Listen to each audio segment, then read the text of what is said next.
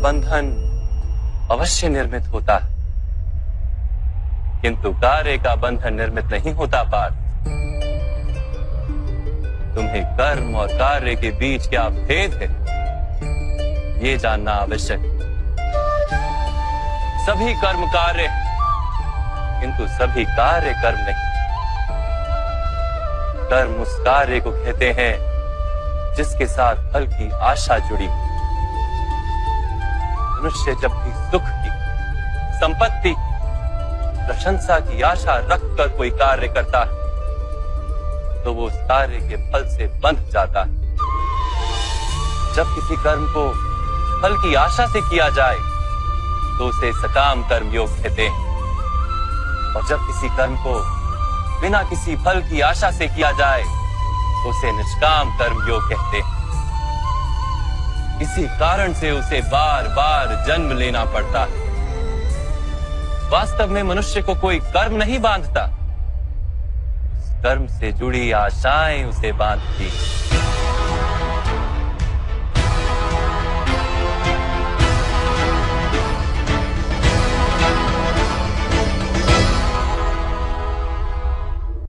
वास्तव में मनुष्य को कोई कर्म नहीं बांधता, उस कर्म से जुड़ी आशाएं उसे बांधती हैं।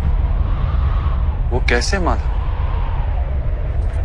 यदि इस युद्ध में तुम्हें विजय होने की आशा है तो पराजित होने पर तुम्हें भीषण दुख होगा, और वो दुख तुमसे कोई अन्य कार्य करवाएगा जिसके लिए तुम्हें दूसरा जन्म लेना पड़ेगा।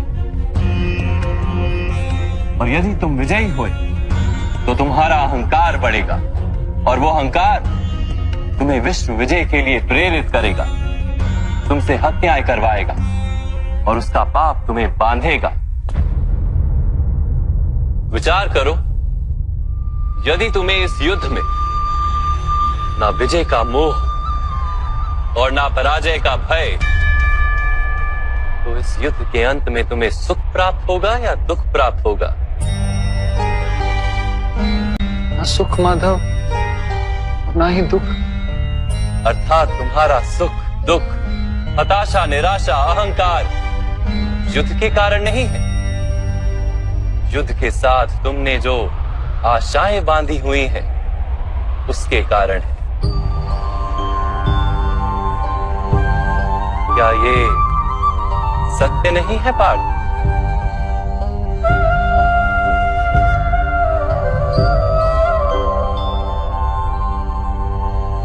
सुख दुखे समे कृत्वा लाभा लाभो जया जयो ततो युद्धाय युज्यस्व नैवं पाप मवाप्स्यसि। अर्थात सुख दुख को समान मानकर लाभ हानि जय पराजय का विचार किए बिना यदि तुम युद्ध करोगे कौन्तेय, तो तुम पाप के भागी नहीं बनोगे। इसी को कर्म योग कहते हैं। जो सांख्य का ज्ञान प्राप्त कर लेता है वो ये जान लेता है कि वो शरीर नहीं, केवल एक आत्मा है। शरीर के भोग और अनुभव तो केवल मृत्यु तक है, अर्थात वास्तविक नहीं, केवल माया है। उसके लिए कर्मयोगी बनना सरल हो जाता है। परंतु माधव, यदि कार्य से बंधन निश्चित है तो क्या संसार का त्याग करके संन्यास लेना उचित नहीं? इसी विचार का परिणाम है कि आज ये युद्ध हो रहा है पार्थ।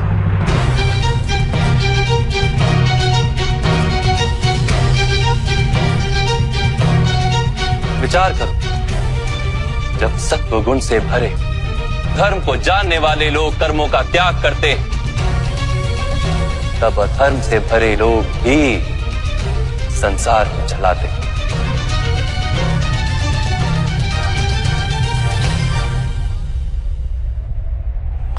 यदि महामहिम ने संसार का त्याग ना किया होता तो आज अधर्म इतना बढ़ता ही नहीं।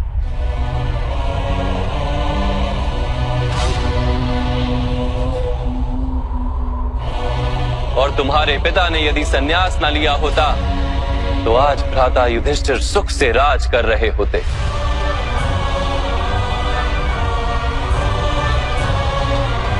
और अपनी प्रजा को न्याय और धर्म का ज्ञान दे रहे हो। किंतु दुखदायक बात तो यह है पार्थ कि सत्वगुण से भरे मनुष्य ही संसार को लाभ दे सकते हैं, किंतु वो ही संन्यास का विचार करते हैं। जैसे जल तो भाप बनकर उड़ जाता है और कीचड़ वहीं पड़ा रहता है, वैसे सत्वगुणी सज्जन लोग तो संसार का त्याग कर देते और तमस से भरे अधर्मी लोग संसार में कार्य करते हैं। इसी कारण से संसार में पाप और अधर्म बढ़ता है।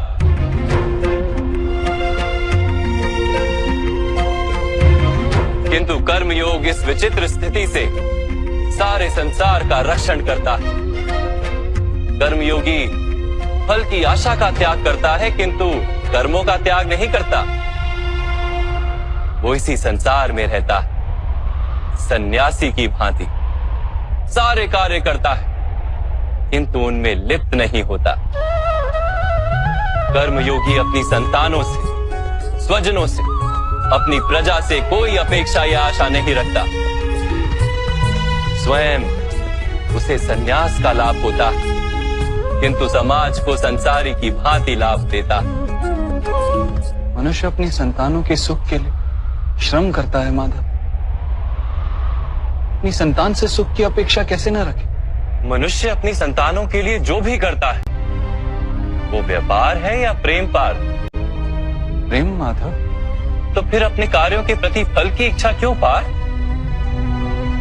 भविष्य का लाभ तो व्यापार में देखा जाता है, प्रेम में नहीं। जो मनुष्य अपनी संतानों का चरित्र निर्माण उचित रूप से करता है, संतानों को प्रेम और धर्म के संस्कार देता है, उसकी संतानें भी मनुष्य को प्रेम और सुरक्षा अवश्य देती। संतानों के कर्म, स्वजनों के व्यवहार उनके कर्म है पार, और जब उनके कर्मों पर हमारा कोई अधिकार नहीं होता तो उनसे आशाएं और अपेक्षाएं रखने का क्या प्रयोजन? यदि गहन विचार करोगे पार्थ तो शीघ्र ही ये जान लोगे कि जीवन में ऐसा कोई कार्य नहीं है जिसके साथ आशाएं और अपेक्षाएं जोड़ना अनिवार्य हो। जब सृष्टि ही परमात्मा है और मनुष्य स्वयं परमात्मा का अंश है तो सारे कार्य परमात्मा ही करते हैं, मनुष्य स्वयं कुछ नहीं करता। यही कर्मयोग का मूल सिद्धांत है पार्थ।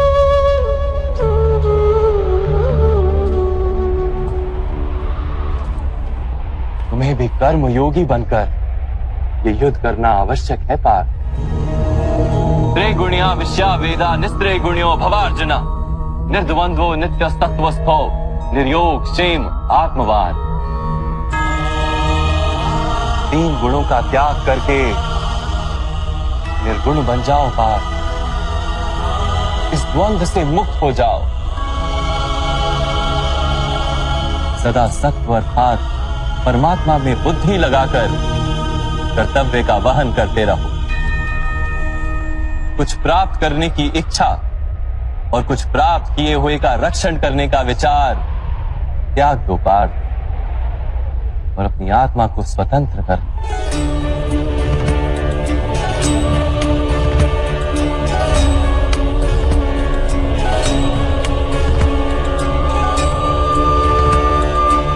स्मरण रहे पार्थ,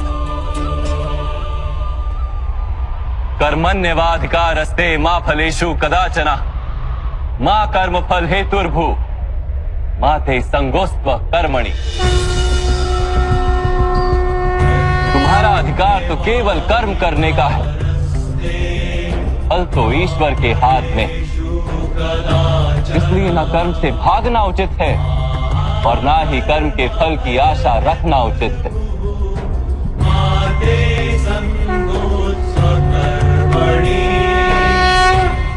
जो फल का त्याग कर दे परंतु कर्म का त्याग ना करे, ऐसे कर्म योगी को कैसे जाना जा सकता है माधव? विश्या विनिवर्तन्ते निराहारस्य देहिनः रसवर्जम रसोप्यस्य परम दृष्टवा निवर्तते। सुनो पार्थ, जो स्वाद से छूटने के लिए भोजन का ही त्याग कर देता है, वास्तव में उसके मन से स्वाद की लालसा कभी जाती ही नहीं। उसे दोहरी हानि होती है। एक तो वो निर्बल हो जाता है, जिसके कारण परमात्मा को प्राप्त करने का जो प्रयत्न अनिवार्य है उसे वो नहीं कर पाता, और दूसरा, सदा ही उसका मन स्वाद की लालसा से भरा रहता है। इसलिए भोजन का त्याग करने से उत्तम है स्वाद की लालसा का ही त्याग कर दिया जाए। कर्मयोगी अपने मन की सारी लालसाओं को खींच लेता है, जीवन को कर्तव्य मानकर कार्य अवश्य करता है, किंतु उन कार्यों से जुड़ता नहीं। और पाप, जो व्यक्ति अपने कार्यों से आशाएं और इच्छा नहीं रखता, उसी के कार्य पूर्ण होते हैं। एक असफलता से दुखी होकर जिसका मन डोलता नहीं, एक सत्ता से आनंदित होकर जो स्वयं को सर्वश्रेष्ठ नहीं मानता, ऐसे ही व्यक्ति को कर्म योगी कहते हैं। और ऐसा व्यक्ति जीवन में बार बार सफल होता है।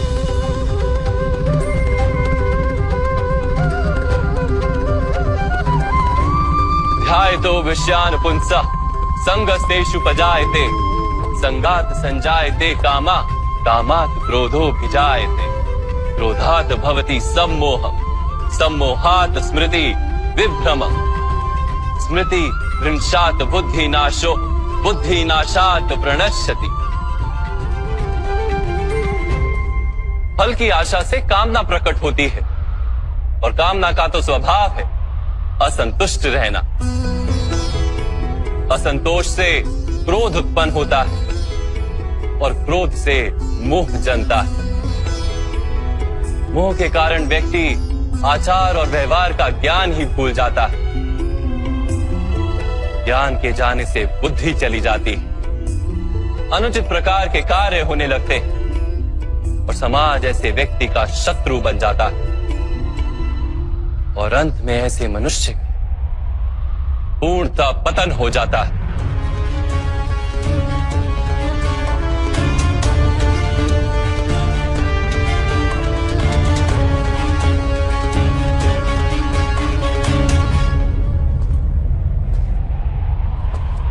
जैसे भ्राता दुर्योधन, उनके सेनापति महामहिम उनके ही शत्रु हैं, और तुम्हें विजय का आशीर्वाद दिया।